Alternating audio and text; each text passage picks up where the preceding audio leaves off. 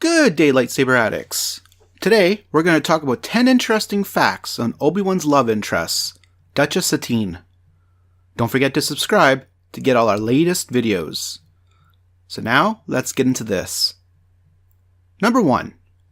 Duchess Satine Kryze was the pacifist leader of the new Mandalorians in the planet Mandalore during the Clone Wars.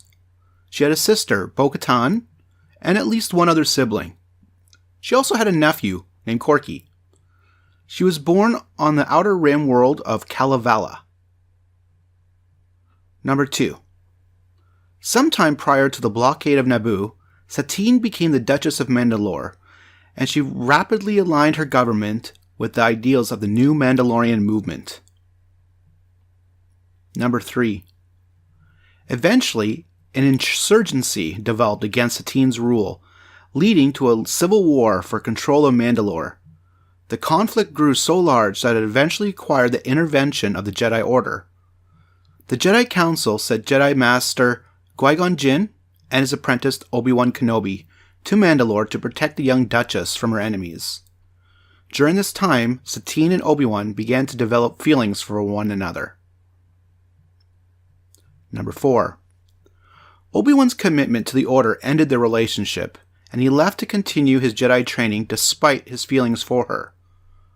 Both were left heartbroken by their separation, and Kenobi later admitted had Satine asked him to stay, he would have left the Jedi Order for her.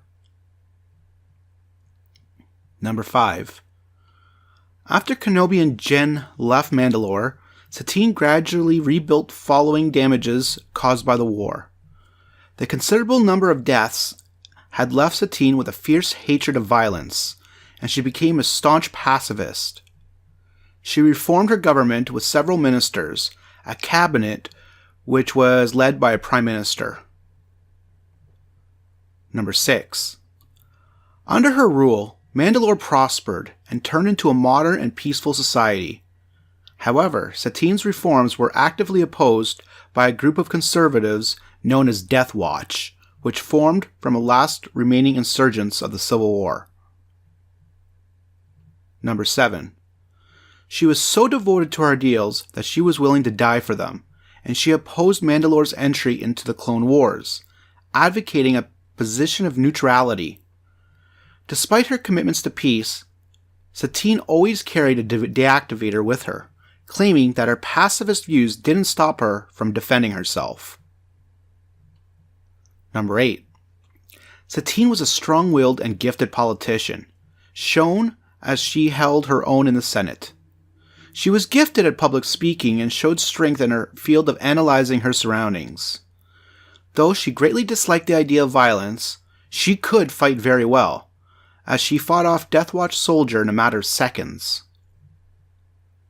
Number 9.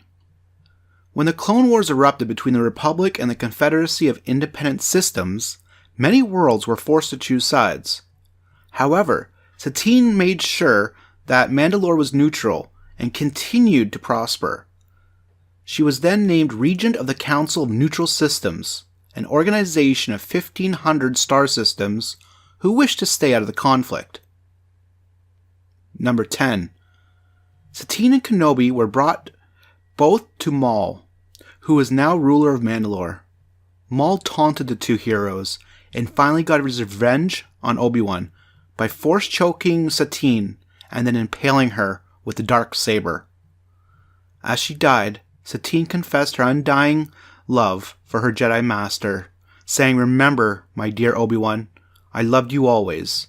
I always will." Aw, that was pretty sad. I do hope that you enjoyed today's video. Let me know in the comments what you thought about Satine. Take care and have a great day.